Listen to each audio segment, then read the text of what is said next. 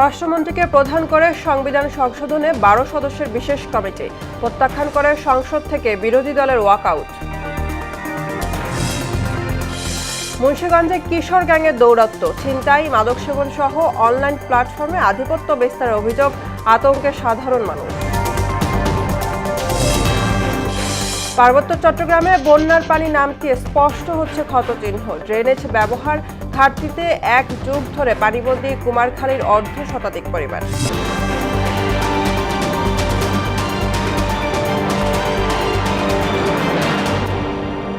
আসসালামু আলাইকুম, স্বাগত মোহনা সংবাদে। এতক্ষণ শুনছিলেন শিরোনাম। পুরো সংবাদের সঙ্গে আছি আমি বিশ্বরাত জাহানিমা। সংবিধান সংশোধনের লক্ষ্যে জাতীয় সংসদে 12 সদস্যের একটি বিশেষ কমিটি গঠন করা হয়েছে, যার সভাপতি করা হয়েছে স্বরাষ্ট্রমন্ত্রী সালাউদ্দিন আহমেদকে। তবে বিশেষ কমিটি গঠনের প্রতিবাদে সংসদ থেকে ওয়াকআউট করেছে বিরোধী দল। সোমবার জাতীয় সংসদে সংসদ নেতা প্রধানমন্ত্রী তারেক রহমানের পক্ষে চিফ হুইপ নুরুল ইসলাম মনি বিশেষ কমিটি গঠনের প্রস্তাব উত্থাপন করেন। পরে কণ্ঠভোটে প্রস্তাবটি পাশ হয়। কমিটিতে বিরোধী দলের প্রতিনিধিদের অন্তর্ভুক্তির জন্য 5টি সদস্য পদ খালি রাখা হয়েছে। এদিকে গণভোটের রায় উপেক্ষা করে সংবিধান সংশোধন কমিটি গঠন করার অভিযোগ তুলে জাতীয় সংসদের অধিবেশন থেকে ওয়াকআউট করেন বিরোধী দলের সদস্যরা। বিরোধী দলীয় নেতা ডক্টর শফিকুর রহমান বলেন, তারা কখনো কমিটিতে সদস্য দেওয়ার আশ্বাস দেননি। আমরা নির্বাচনের আগে সবাই বলেছি গণভোটে হা বলুন, হা ভোট বিজয়ী হলে আমরা গণভোট বাস্তবায়ন করব, এর রায় বাস্তবায়ন করব। এবং এরই প্রেক্ষিতে আমরা 2টা শপথ নিয়েছি, একটা সংসদ সদস্য হিসাবে আর একটা সংস্কার পরিষদের সদস্য হিসাবে। আমরা শুধু এই কমিটিতে অংশগ্রহণ করব না এটাই নয়, বরঞ্চ এই পর্বটা আমরা যেহেতু জনগণের রায়কে সম্মান করা হচ্ছে না, তার প্রতিবাদে আমরা ওয়াকআউট করছি। ধন্যবাদ মাননীয় স্পিকার। বরিশালে বৃক্ষরোপণ কর্মসূচিতে প্রধানমন্ত্রী বলেন, জনগণ পাশে থাকলে দেশ পুনর্গঠনে সরকার কোনো বাধা মানবে না। পরিবেশ রক্ষায় 5 বছরে 25 কোটি গাছ লাগানোর প্রতিশ্রুতি পুনর্ব্যক্ত করেন তিনি। রঞ্জিত ভুঁইয়ার প্রতিবেদন। সরকার প্রধান হিসেবে প্রথমবারের মতো বরিশাল সফরে গেলেন প্রধানমন্ত্রী তারেক রহমান। সোমবার ভোরে সড়ক পথে রওনা হন তিনি। ঢাকার কেরানীগঞ্জ, শরীয়তপুর, মাদারীপুর এবং ফরিদপুরে সর্বস্তরের মানুষের উষ্ণ অভ্যর্থনায় সিক্ত হন প্রধানমন্ত্রী। পরিবেশ রক্ষায় বর্তমান সরকারের অন্যতম নির্বাচনী অঙ্গীকার 5 বছরে 25 কোটি বৃক্ষরোপণ কর্মসূচির অংশ হিসেবে বরিশালের গৌরনদীতে নবখননকৃত শরিকল বাটাজোর খালপাড়ে বৃক্ষরোপণ কর্মসূচিতে অংশ নেন সরকার প্রধান। সেখানে নেতাকর্মীদের সঙ্গে নিয়ে 2500 বৃক্ষরোপণ করেন। বক্তব্যে সরকার প্রধান বলেন, সারা দেশেই বৃক্ষরোপণ কর্মসূচি এগিয়ে নিতে হবে, যার সুফল পেতে সবাইকে যত্নবান হওয়ার আহ্বান জানান তিনি। যে গাছের চারাটি রোপণ করবেন, আপনাদের দায়িত্ব কিন্তু আজকে রোপণ করে চলে গেলেই কিন্তু শুধু রোপণ করলেই কিন্তু কাজ শেষ হয়ে যাচ্ছে না। শিশুটা ভূমিষ্ঠ হবার পরে শিশুটাকে যত্ন সহকারে মানুষ করাই হচ্ছে সবচেয়ে আসল কাজ। জলাবদ্ধতার জন্য ময়লা আবর্জনাকে দায়ী করে সবাইকে সচেতন হতে হবে বললেন তারেক রহমান। সব জায়গায় যদি আমরা ময়লা ফেলি, আবর্জনা ফেলি, তাহলে এই খাল বিল সব ময়লা হয়ে যাবে, খাল বিল সব বন্ধ হয়ে যাবে। সমগ্র দেশের মানুষকে অনুরোধ করব, আসুন আমরা চেষ্টা করি যেখানে সেখানে আবর্জনা যেন আমরা না ফেলি। উন্নত সমৃদ্ধ দেশ গড়ার স্বপ্ন বাস্তবায়নে সবাইকে সামিল হওয়ার আহ্বান জানান প্রধানমন্ত্রী তারেক রহমান। বলেন, জনগণ পাশে থাকলে দেশ গঠনে কোনো বাধা মানবে না বিএনপি সরকার। সকলে মিলে প্রতিজ্ঞা করি যে আমরা আমাদের স্ব অবস্থান থেকে প্রত্যেকটি মানুষ যতটুকু সম্ভব হবে আমরা চেষ্টা করব আমাদের আশেপাশের পরিবেশের প্রতি আমরা যত্ন নিব। এদিকে গৌরনদীর বাটাজোরে উপকারভোগীদের মাঝে ফ্যামিলি কার্ড বিতরণ কার্যক্রমে অংশ নেন তারেক রহমান। তিনি বলেন, নির্বাচনী ইশতেহার অনুযায়ী 4 কোটি পরিবারকে ফ্যামিলি কার্ডের আওতায় আনা হবে। দেশের নারী সমাজ সকলে যদি বিএনপি সরকারকে সহযোগিতা করে, যদি বিএনপি সরকারের পাশে থাকে, ইনশাল্লাহ আমরা ফ্যামিলি কার্ড আস্তে আস্তে সারা দেশে পৌঁছে দিতে পারবো। এবং আমরা দৃঢ়ভাবে বিশ্বাস করি যে ফ্যামিলি কার্ডের মাধ্যমে আমরা সমাজে আমরা একটি বিরাট পরিবর্তন করতে সক্ষম হব ইনশাল্লাহ। কারণ ধীরে ধীরে শিক্ষার আলোয় আলোকিত হবে আমাদের নারীরা, একই সাথে অর্থনৈতিকভাবেও তারা ধীরে ধীরে শক্তিশালী হবে। নারীদের স্বাবলম্বী করতে বর্তমান সরকার নারী শিক্ষা অবৈতনিক করবে বলেও জানান প্রধানমন্ত্রী। বর্তমানে এবং ভবিষ্যতেও আমরা চাই সকল ধর্মের মানুষকে একসাথে নিয়ে কোনো ভেদাভেদ না, সকলকে মানবিকতার ভিত্তিতে বিচার করে আমরা এই দেশকে পুনর্গঠন করতে চাই। তানজিদ ভুইয়া, মোহনা সংবাদ। দলীয় নেতাকর্মীদের বিগত 17 বছরের মতো ঐক্যবদ্ধ থাকার আহ্বান জানিয়েছেন প্রধানমন্ত্রী তারেক রহমান। বলেন, মতপার্থক্য থাকলেও সংগঠনের ঐক্য কোনোভাবেই নষ্ট করা যাবে না। সোমবার বিকালে বরিশাল শিল্পকলা একাডেমিতে বিএনপি নেতাকর্মীদের নিয়ে আয়োজিত সাংগঠনিক সভায় এসব কথা বলেন বিএনপি চেয়ারম্যান।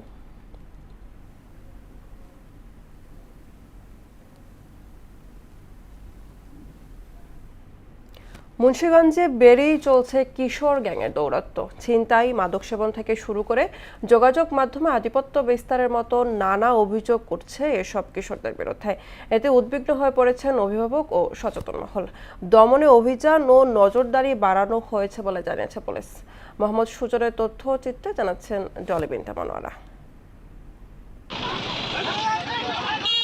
মুন্সিগঞ্জে কিশোর গ্যাং বর্তমানে এক ভয়ঙ্কর আতঙ্কের নাম। ছোট ছোট গ্রুপ তৈরি করে এলাকায় প্রভাব বিস্তার, সংঘর্ষ, ছিনতাই, মাদকসহ নানা অপরাধে জড়িয়ে পড়ছে এক শ্রেণীর কিশোর। শহর থেকে শুরু করে উপজেলার বিভিন্ন এলাকাতেও তাদের বেপরোয়া কর্মকাণ্ড নিয়ে বাড়ছে উদ্বেগ। স্থানীয়দের অভিযোগ, সন্ধ্যার পর অনেক এলাকায় সাধারণ মানুষ নিরাপত্তাহীনতায় ভোগেন। চুরি, ছিনতাই হচ্ছে প্রতিনিয়ত। সাধারণের চলাচলে বাড়ছে আতঙ্ক।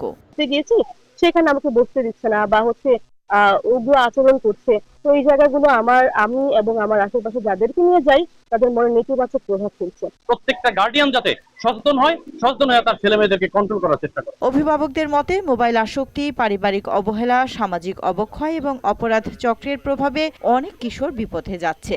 এগুলি সমাধান করতে হলে আমাদের অভিভাবকদের সন্তানদের প্রতি নজর দৃষ্টি দিতে হবে, তারা কি করে।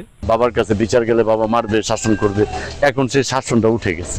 এখন আপনার সন্তানকে যদি আমি ধমক দিই, আপনি আমাকে ফোন করে উল্টা জিজ্ঞেস করেন কি কারণে আমি ধমক দিলাম। সচেতন মহলের দাবি, এখনই কিশোর গ্যাংয়ের বিরুদ্ধে সামাজিক প্রতিরোধ ও প্রশাসনিক নজরদারি জোরদার করা না হলে ভবিষ্যতে পরিস্থিতি আরো ভয়াবহ রূপ নিতে পারে। যে আমাদের সন্তানরা কোথায় যাচ্ছে, কি করছে, এবং তারা তাদের হাতে আমরা স্মার্টফোন দিয়ে দিচ্ছি, সেই স্মার্টফোনে যথাযথ ইউজ করছে কি করছে না সেই বিষয়টা একটু খেয়াল রাখা দরকার। তাহলে আমাদের মনে হয় এই যে ইয়াং জেনারেশনকে আমরা সঠিক পথে নিতে পারবো। আর কিশোর গ্যাং দমনে অভিযান ও নজরদারি বাড়ানোর কথা জানিয়েছে প্রশাসন। সবকিছু তো আইন দিয়ে, আইন প্রয়োগটা হচ্ছে শেষ ধাপ। আমরা সবাই মিলে যদি অ্যাড্রেস করি তাহলে হয়তো স্বাভাবিকভাবে পরিস্থিতির উত্তরণ করা সম্ভব, উন্নয়ন ঘটানো সম্ভব। আর আমরা আমাদের পক্ষ থেকে আইন প্রয়োগের যে বিষয়টি, এটুকু আমরা চলমান রেখেছি এবং আগামী দিনগুলোতে পরিবারে সন্তানের প্রতি বিশেষ নজর, খেলাধুলা, সাংস্কৃতিক কর্মকাণ্ড ও সঠিক দিক নির্দেশনার মাধ্যমে কিশোরদের অপরাধ থেকে দূরে রাখা সম্ভব বলে মনে করেন সচেতন মহল। ডলি বিনতে মনোয়ারা, মোহনা সংবাদ। পার্বত্য চট্টগ্রামে বন্যার পানি কমতে স্পষ্ট হচ্ছে ক্ষতচিহ্ন। পানিবন্দী থাকার পর বন্যা কবলিত মানুষ এখন খাদ্য, পানি সংকটে পড়ার পাশাপাশি জীবিকা পুনরুদ্ধারের মতো নতুন সমস্যার মধ্যে পড়েছেন। এদিকে অতিবৃষ্টি, পাহাড়ি ঝড় ও পাহাড় ধসে সৃষ্ট ভয়াবহ বন্যায় এখন পর্যন্ত 54 জনের মৃত্যু হয়েছে। এতে আহত হয়েছেন আরও 39 জন। দেশের 7টি জেলায় আকস্মিক এই প্রাকৃতিক দুর্যোগে 1,55,311টি পরিবার পানিবন্দী হয়ে পড়েছে। সব মিলিয়ে ক্ষতিগ্রস্ত মানুষের সংখ্যা দাঁড়িয়েছে 6,09,411 জনে। সোমবার এসব তথ্য জানায় দুর্যোগ ব্যবস্থাপনা ও ত্রাণ মন্ত্রণালয়।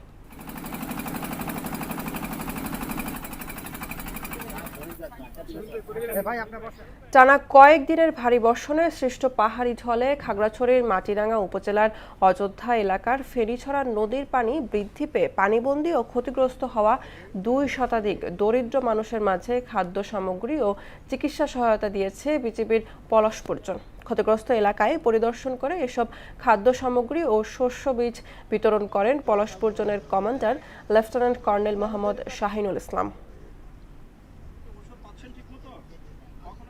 তো মানুষের মধ্যে খাদ্যের সংকট দেখা দিয়েছিল, অসুখ বিসুখের প্রাদুর্ভাব দেখা দিয়েছে। তো আমরা এই দুঃসময়ে সীমান্তবাসীর পাশে 40 বেজে তো মানুষের মধ্যে খাদ্যের সংকট দেখা দিয়েছিল, অসুখ বিসুখের প্রাদুর্ভাব দেখা দিয়েছে। তো আমরা এই দুঃসময়ে সীমান্তবাসীর পাশে 40 বিজিবির পক্ষ থেকে খাদ্য সামগ্রী, কৃষি চারা বীজ এবং অসুস্থ ব্যক্তিবর্গের জন্য মেডিকেল ক্যাম্পেইন সহযোগিতা নিয়ে এসেছি। কুষ্টিয়ার কুমারখালী পৌরসভার দুর্গাপুর এলাকায় এক যুগেরও বেশি সময় পানিবন্দী অর্ধশতাধিক পরিবার। অপরিকল্পিত ড্রেনেজ ব্যবস্থা ও ধীরগতির উন্নয়ন কাজে বছরের প্রায় 6 মাসই নোংরা পানিতে ডুবে থাকে ঘরবাড়ি ও রাস্তাঘাট। পার্থসারথী ঘোষের প্রতিবেদন, জানাচ্ছেন মিশাল বিন তানোয়ার। প্রথম শ্রেণীর পৌরসভার বাসিন্দা হয়েও অভিশপ্ত জীবন কাটছে কুষ্টিয়ার কুমারখালী পৌরসভার 1 নম্বর ওয়ার্ডের দুর্গাপুরবাসীর। বাহিরে থেকে দেখে বোঝার উপায় নেই এটি কোনো শহর নাকি বিচ্ছিন্ন কোনো দ্বীপ। বর্ষায় এলেই ঘর, উঠান, রাস্তা মিশে যায় নোংরা পানির নিচে। 1 যুগ ধরে বছরের অন্তত 6টি মাস এভাবে পানির সঙ্গে বসবাস করছেন এখানকার শতাধিক মানুষ। দীর্ঘদিনেও গড়ে ওঠেনি পরিকল্পিত ড্রেনেজ ব্যবস্থা, ফলে সামান্য বৃষ্টিতেই তৈরি হয় জলাবদ্ধতা। বারবার পৌরসভাকে জানিয়েও মেলেনি প্রতিকার। বৃষ্টি একটু বেশি হলেও পুরা উঠান, সবার বাড়ি, এলাকার পুরা সবার বাড়িতে উঠানে পানি। এই এলাকা প্রায় 15-20 বছর ধরে এরকম পানি হয়ে যায়। পুরো 400 পরিবার দুর্বিষহ জীবন পার করে। বছরে 6 মাস এখানে পানির সমস্যায় এদের থাকতে হয়, ঘরের মধ্যে পানি থাকে। রাস্তায় যে পানি হয়, সকালের স্কুলে যাওয়া আসা খুবই কষ্ট। আগে এনে খেলাধুলা করতাম, এখন পানি হয়ে গেছে, সেজন্য এখন আর খেলাধুলা করা যায় না। আমরা চাই যে আমাদের ড্রেন মেরেন দিক, আমাদের পানি বাইর করার ব্যবস্থা করুক। এদিকে দ্রুত দৃশ্যমান সমাধানের প্রতিশ্রুতি দিলেন এই কর্মকর্তা। ইতিমধ্যেই আমাদের প্রকল্পের মাধ্যমে আমরা সেখানে ড্রেনের কাজ, সাথে রাস্তার কাজ নির্মাণ চলমান আছে। আশা করছি খুব দ্রুত সময়ের মধ্যে 1 থেকে 2 মাসের মধ্যে আমরা আশা করছি কাজ শেষ করতে পারবো এবং এই জলাবদ্ধতা থেকে পরিবারগুলো নিরসন পাবে। তবে আশ্বাসের বদলে কার্যকর পদক্ষেপ দেখতে চান দুর্গাপুরের ভুক্তভোগী মানুষ। তাদের প্রত্যাশা এবার অন্তত কার্যকর পদক্ষেপ নেবে পৌর কর্তৃপক্ষ। ফিরে আসবে তাদের খেলার মাঠ, শিশুদের মুখে ফুটবে হাসি। মিশাল বিন তানোয়ার, মোহনা সংবাদ। ফেনী সদর উপজেলার সরস্বতী ইউনিয়নের দীর্ঘদিনের জলাবদ্ধতা ও পানি নিষ্কাশন সমস্যার সমাধানে চলছে মোহাম্মদ আলী খালের পুনঃখনন। স্থানীয় শ্রমিক ও ভেকু মেশিনের মাধ্যমে খাল খনন প্রকল্পের বাস্তবায়ন ঘিরে তৈরি হয়েছে নতুন সম্ভাবনা। খনন কাজ শেষে খালের স্বাভাবিক প্রবাহ ফিরলে জলাবদ্ধতা কমবে বলে আশা এলাকাবাসীর। সুরঞ্জিত নাগের তথ্য চিত্রে তাহসিন তারিনের প্রতিবেদন। ফেনী সদর উপজেলার সরস্বতী ইউনিয়নে অবস্থিত মোহাম্মদ আলী খাল। একটা সময় এখানে স্বাভাবিক পানি প্রবাহ থাকলেও এখন ভরাট হয়ে গেছে। ফলে বর্ষা মৌসুমে সরস্বতী ইউনিয়নে বিস্তীর্ণ এলাকা জুড়ে দেখা দেয় জলাবদ্ধতা। সেই সমস্যার স্থায়ী সমাধানে শুরু হয়েছে মোহাম্মদ আলী খালের পুনঃখনন কার্যক্রম। উপজেলা প্রশাসনের সূত্র অনুযায়ী 2025-26 অর্থবছরে মোহাম্মদ আলী বাজার থেকে এলাহিগঞ্জ পর্যন্ত 6 কিলোমিটার দীর্ঘ খাল পুনঃখননের জন্য বরাদ্দ দেওয়া হয়েছে 1,46,79,872 টাকা। প্রকল্পটি বাস্তবায়ন করছে দুর্যোগ ব্যবস্থাপনা অধিদপ্তর ও ত্রাণ মন্ত্রণালয়। স্থানীয়দের মতে খালটিতে স্বাভাবিক প্রবাহ ফিরলে পানি নিষ্কাশন ব্যবস্থা উন্নতির পাশাপাশি কমবে জলাবদ্ধতা, বাড়বে কৃষি উৎপাদন। এছাড়া পরিবেশের ভারসাম্য রক্ষা ও জীববৈচিত্র্য সংরক্ষণেও ইতিবাচক ভূমিকা রাখতে পারবে এই খালটি। খাল খননের ফলে বর্ষাকালে পানি দ্রুত নিষ্কাশন হবে, দ্রুত নিষ্কাশনের ফলে বন্যার আশঙ্কা কমবে। ধান এখন তো জায়গা 2 খুন দইব, তারপরে মাছও খাইতে আর। সরকারে যেভাবে মাটি উঠাইতেছে, এটা যদি রাস্তায় পরিণত করে কিছু গাছ লাগায়, তাহলে আমাদের পরিবেশও দূষণ মুক্ত হবে। গাছ লাগানো হবে, গাছ লাগানোর ফলে এই পুরা খালটি যেমন মানুষের উপকার হবে, তেমনি দৃষ্টিনন্দন হবে। সম্প্রতি ফেনী 2 আসনের সংসদ সদস্য বীর মুক্তিযোদ্ধা অধ্যাপক জয়নাল আবেদিন ভিপি আনুষ্ঠানিকভাবে প্রকল্পটির উদ্বোধন করেন। ইতোমধ্যেই প্রায় 4 কিলোমিটারের খনন কাজ শেষ হয়েছে বলে জানিয়েছে সংশ্লিষ্টরা। আমরা যেটা করছি ইজিপিপি নির্দেশনা অনুযায়ী এখানে বলা আছে আমাদের গভর্নমেন্ট থেকে দুর্যোগ ত্রাণ মন্ত্রণালয় থেকে যে এস্টিমেট দেওয়া হয়েছে 50% বলা আছে যে এখানে মেশিনে হবে, মানে এক্সকেভেটর, এবং 50% করবে যারা শ্রমিক তারা। তো আপনারা দেখেছেন যে এটার কাজ চলমান আছে। নির্ধারিত সময়ের মধ্যে কাজ শেষ হলে সরস্বতী ইউনিয়নের দীর্ঘদিনের সমস্যা লাঘব হবে বলে আশা স্থানীয়দের। তাহসিন তারিন, মোহনা সংবাদ। সরকারি আশ্রয়ন প্রকল্পে মাথা গোঁজা ঠাঁই পেয়েও মানবতর জীবন কাটাচ্ছেন পটুয়াখালীর হেতালিয়া বাঁধঘাট এলাকার অনেক বাসিন্দা। থাকার জায়গা পেয়ে নতুন জীবনের আশা করেছিলেন তারা, কিন্তু সময়ের ব্যবধানে সেই আশ্রয়ন প্রকল্পের অনেক ঘর এখন হয়ে উঠেছে ভোগান্তির প্রতিচ্ছবি। বিভিন্ন সমস্যার পাশাপাশি জরাজীর্ণ পরিত্যক্ত ঘর মাদকসেবীদের নিরাপদ আস্থানে পরিণত হয়েছে। খোকন হাওলাদারের প্রতিবেদন, জানাচ্ছেন মাহমুদ আক্তার। পটুয়াখালীর সদর উপজেলার হেতালিয়া বাথঘাট এলাকায় প্রায় ২৫ বছর আগে নির্মাণ করা হয় আশ্রয়ণ প্রকল্পের এসব ঘর। দীর্ঘদিন সংস্কার না হওয়ায় অনেক ঘরের দেয়াল, দরজা, জানালা ও ছাদ নষ্ট হয়ে গেছে। কিছু ঘর পরিত্যক্ত অবস্থায় পড়ে থাকায় সেগুলো এখন মাদকসেবীদের নিরাপদ আস্তানায় পরিণত হয়েছে বলে অভিযোগ স্থানীয়দের। কিছু কিছু ফ্যামিলি আছে এখানে মাদক ব্যবসা হয়, গ্রাম থেকে পোলাপান আইসে মাদক গাঁজা এডি খায়।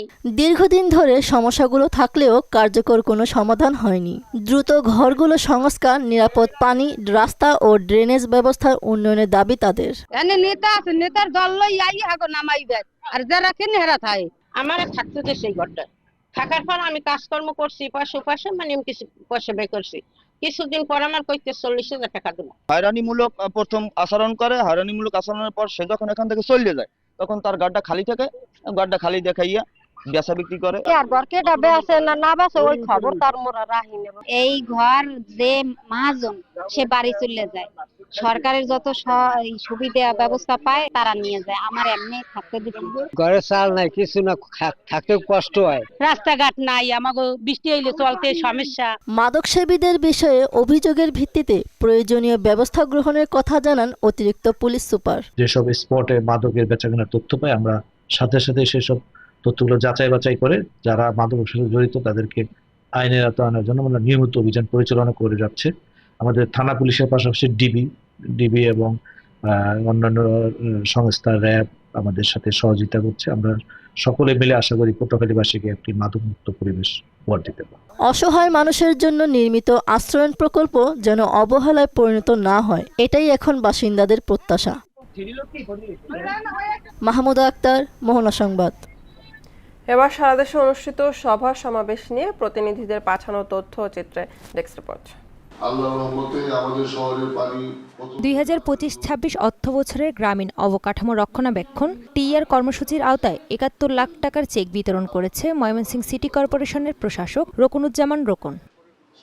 সিরাজগঞ্জে সন্ত্রাস, চাঁদাবাজি, অপপ্রচার ও সামাজিক সম্প্রীতি বিনষ্টের অভিযোগ তুলে সংবাদ সম্মেলন করেছে বিএনপি নেতা ও স্থানীয় জনপ্রতিনিধি প্রার্থীরা। রংপুর নগরীর রাধাবল্লভ মৌজায় পৈতৃক সম্পত্তি অবৈধভাবে দখলে রাখার অভিযোগ তুলে তা উদ্ধারের দাবিতে সংবাদ সম্মেলন করেছে ভুক্তভোগী পরিবার। স্কাউটসদের দক্ষতা অর্জনে টাঙ্গাইলে 536তম স্কাউট লিডারদের 5 দিনব্যাপী বেসিক কোর্স শেষে সনদপত্র তুলে দেওয়া হয়েছে। সিরাজগঞ্জ পৌরসভার 15টি ওয়ার্ডে সুপার 5 বিএনপি নেতাদের নিয়ে আলোচনা সভা অনুষ্ঠিত হয়েছে। টাঙ্গাইলে সপ্তাহব্যাপী বৃক্ষরোপণ অভিযান ও বৃক্ষমেলা শুরু হয়েছে। জেলা প্রশাসকের কার্যালয়ের সামনে বেলুন উড়িয়ে কর্মসূচির উদ্বোধন করেন জেলা প্রশাসক শরীফা হক। নারায়ণগঞ্জে 11 দলীয় জোটের উদ্যোগে গণভোটের গণরায় এবং জাতীয় ঐক্য ও নতুন বাংলাদেশ অভিযাত্রা শীর্ষক সেমিনার অনুষ্ঠিত হয়েছে। কুড়িগ্রামের নাগেশ্বরীতে ক্ষুদ্র ও প্রান্তিক কৃষকদের মাঝে বিনামূল্যে বীজ ও রাসায়নিক সার বিতরণ কর্মসূচির উদ্বোধন করা হয়েছে। জামালপুর শহরের ঐতিহাসিক গবাখাল পুনরুদ্ধারের কাজ করেছেন জেলা যুবদলের সদস্য সচিব ও পৌর মেয়র প্রার্থী সোহেল রানা খান।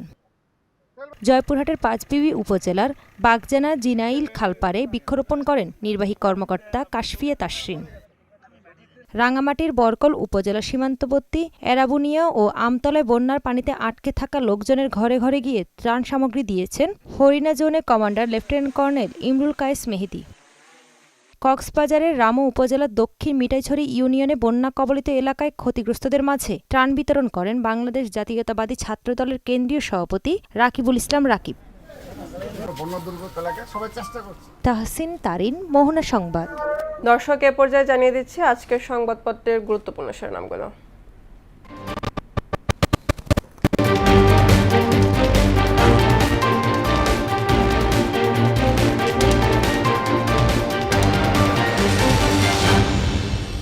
প্রথম আলো শিরোনাম করেছে পানি কমছে, লড়াই টিকে থাকার, বন্যা পরিস্থিতি।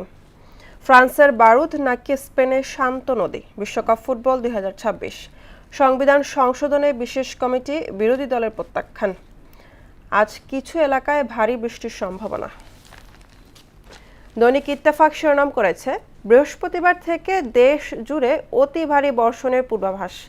জনগণের সমর্থন যতক্ষণ থাকবে বিএনপি কোনো বাধা মানবে না। বরিশাল সফরে প্রধানমন্ত্রী তারেক রহমান। নামছে পানি, বেরিয়ে আসছে ক্ষতচিহ্ন। সমকাল শিরোনাম করেছে, দুর্যোগের পূর্বাভাস ছিল, মাঠে কার্যকর প্রস্তুতি ছিল না। বন্যা ও ভারী বৃষ্টি বন্যায় এইচএসসি পরীক্ষা, শিক্ষার্থী অভিভাবক ক্ষুব্ধ, সমালোচনার মুখে শিক্ষামন্ত্রী। ফ্রান্স স্পেন ক্লাসিকো আজ। বাংলাদেশ প্রতিদিন শিরোনাম করেছে, পূর্ব পাকিস্তানের জমিনের সবুজকে লালে রাঙাতে হবে। বরিশালে নানান কর্মসূচিতে প্রধানমন্ত্রী, দেশ পুনর্গঠনে বিএনপি কোনো বাধাই মানবে না।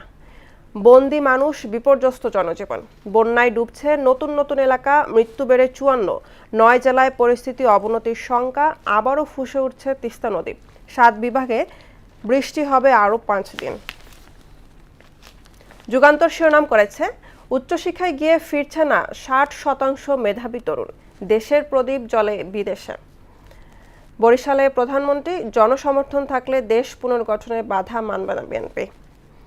জলাবদ্ধতার কারণে বিশ্লেষণ সিটি কর্পোরেশনের, ভারী বর্ষণে ঢাকাবাসীর দুর্ভোগ আরও চরমে।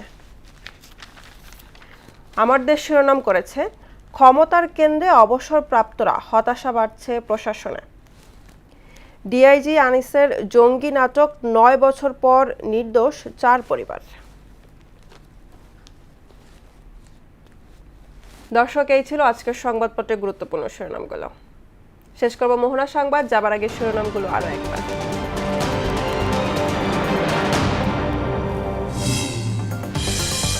স্বরাষ্ট্রমন্ত্রীকে প্রধান করে সংবিধান সংশোধনে 12 সদস্যের বিশেষ কমিটি, প্রত্যাখ্যান করে সংসদ থেকে বিরোধী দলের ওয়াকআউট। মুন্সিগঞ্জে কিশোর গ্যাংয়ে দৌরাত্ম্য, ছিনতাই, মাদক সেবন সহ অনলাইন প্ল্যাটফর্মে আধিপত্য বিস্তারের অভিযোগ, আতঙ্কে সাধারণ মানুষ। পার্বত্য চট্টগ্রামে বন্যার পানি নামতে স্পষ্ট হচ্ছে ক্ষতচিহ্ন। ড্রেনেজ ব্যবস্থার ঘাটতিতে 1 যুগ ধরে পানিবন্দী কুমারখালীর অর্ধশতাধিক পরিবার। এই ছিল মোহনা সংবাদে। পরবর্তী সংবাদ দুপুর 1টায়। এর আগে বেলা 11টায় দেখুন সংবাদ এক নজরে। মোহনার সবশেষ খবর জানতে ভিজিট করুন www.mohana.tv। সংবাদ দেখতে পারেন ফেসবুক, ইউটিউবে। এতক্ষণ সঙ্গে থাকার জন্য